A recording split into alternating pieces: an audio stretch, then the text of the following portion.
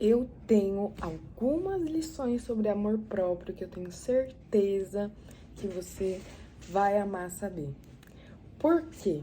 São lições que eu aprendi na marra e que me ajudaram a cada vez mais viver um fluxo de vida que eu gosto, ter uma rotina que eu gosto, ter experiências que eu sonhei, que eu sempre quis viver.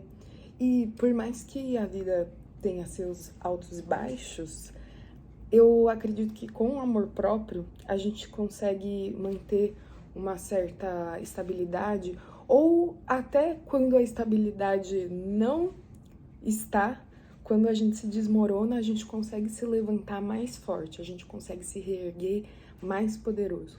Eu, das vezes que eu caí e caí fortemente, eu consegui me reerguer cada vez mais forte. Eu sei que eu tive 3 episódios na minha vida que foram bem intensos, assim, de grandes caídas, e quando eu consegui me reerguer, eu consegui me reerguer de uma forma em que eu fiquei mais próxima da minha família, fiquei mais próxima de amigos verdadeiros, fiquei mais próxima do meu amor. E, bom, deixa eu falar logo pra você o que são essas 3 lições. Primeiro é o autoconhecimento, mas como assim autoconhecimento? É você saber sobre os seus sinais, entender sobre o seu comportamento. Então, por exemplo, quando eu tive os meus episódios não bons na minha vida, foi de primeira uma novidade pra mim, porque eu nunca tinha me visto naquele estado, mas depois, as 2 vezes que eu caí assim, eu já meio que aprendi os meus sinais. Então, eu espero que não tenha uma 4ª vez de uma caída tão brusca. Mas, ao mesmo tempo, eu fico imaginando que se eu me encontrar num momento ruim, como eu já passei, eu vou conseguir aprender mais rápido, vou conseguir reconhecer esses sinais mais rápido e me reerguer de uma maneira, sabe, mais forte. É engraçado que eu utilizei mais ou menos as mesmas palavras, mas de uma maneira que pra mim faz todo sentido, e eu tenho certeza que pra você também faz. Porque na prática, esses momentos ruins da nossa vida vêm para evolução. Eu acredito muito nisso. Eu acredito que todo ser humano tem uma missão espiritual aqui na Terra. E todos os seres vivos, todas as coisas também têm seu objetivo, sua função, mas especificamente nós seres humanos que temos essa consciência, esse poder de mexer no mundo de uma maneira mais concreta, eu acredito que a gente tem como missão espiritual, sim, a evolução, sabe? Então... Oi, os meus cachorrinhos estão conversando, fazendo... Eu acredito, por exemplo, na missão espiritual dos cachorrinhos. Eu acho que eles estão aqui para ensinar amor pra gente, o puro amor. E como o amor, ele não é por palavras, é por atitude, é por animação, é por presença. Então, isso também faz parte do autoconhecimento, de você saber qual que é a sua missão na vida, qual que é o seu comportamento na vida, será que tá alinhado o seu comportamento à sua missão? Então, ser cada vez mais amor, ser cada vez mais presença, ser cada vez mais atitude, mais do que palavras. E é bom você também saber sobre suas qualidades, o que você domina sobre você mesmo, o que você é bom, o que as pessoas reconhecem sobre você que é bom, e as suas habilidades, o que você tem de vocação, fora da sua ocupação profissional ou sua ocupação voluntária, o que você manja fazer. Isso é bom de saber sobre si mesmo também. E as suas emoções.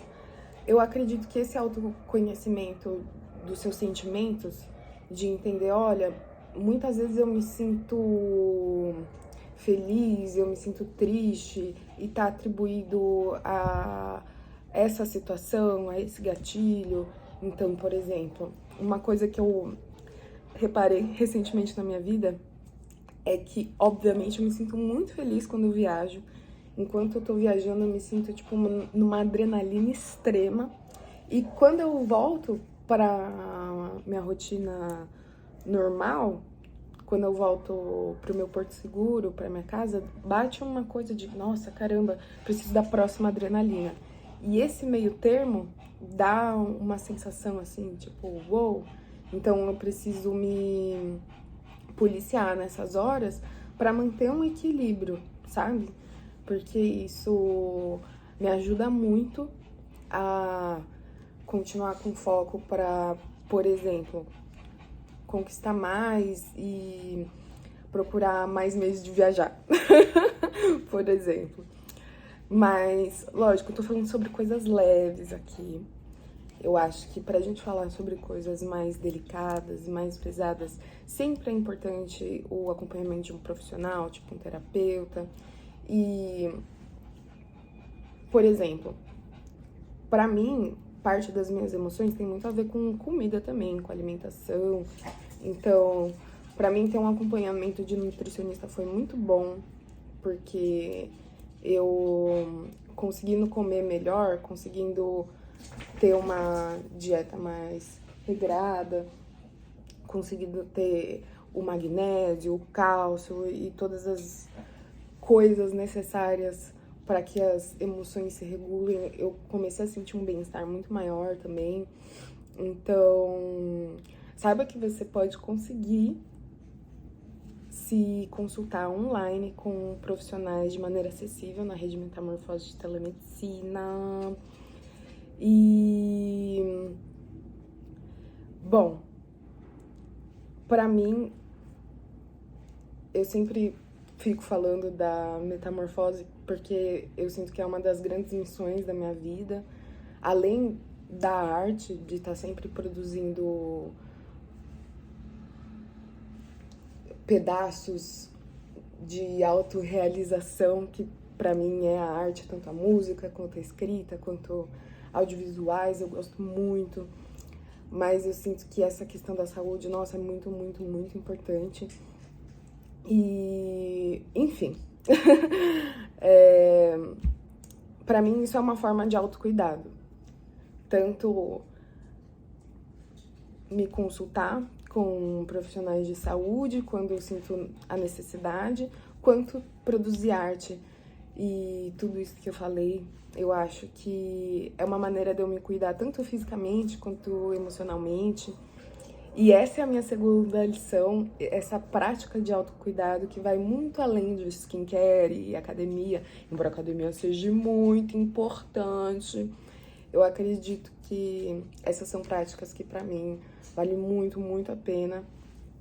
E pra mim é quando eu encontro o auge do meu amor próprio, sabe? Quando eu tô imersa nessas duas coisas, de tanto cuidar da minha saúde e ver essa rede de telemedicina, de pessoas cuidando da saúde uma das outras, me faz muito feliz. Além da arte em si, de me conectar com pessoas, de poder divertir pessoas, de entreter pessoas, trazer essa alegria, sabe? Esse divertimento, essas emoções.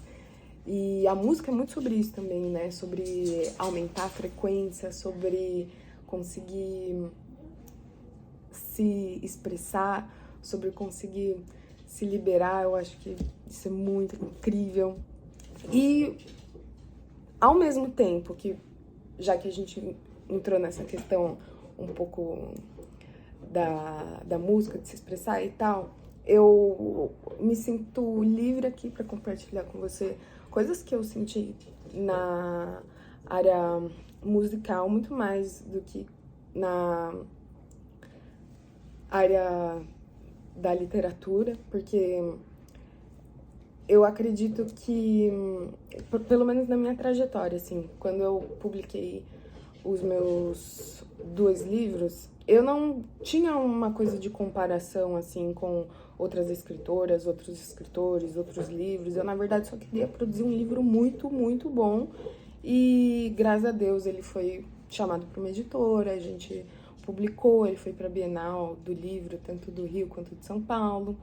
Meu livro Uma Flávia em 1 Milhão, caso você queira ver mais também.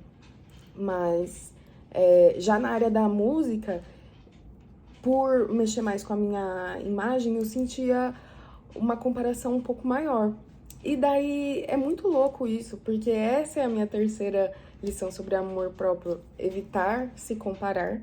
E pra mim, uma maneira que eu gosto de evitar de me comparar é meio que não mexer muito no Instagram. Eu gosto muito de YouTube, TikTok eu não uso tanto assim. E não que eu não gosto do Instagram, eu gosto do Instagram, mas sei lá, às vezes eu sinto, não sei, uma coisa muito estranha. E as redes sociais, eu acho que é bom a gente se lembrar que elas meio que são programadas para isso, assim, elas se tornaram uma grande vitrine, recortes dos melhores momentos das vidas das pessoas. Então é muito fácil se comparar nessa situação. Tipo, pra mim, na questão da música, comecei independentemente, obviamente, e mantive o estilo de produção independente até conseguir uma gravadora, mas nesse começo eu me comparava demais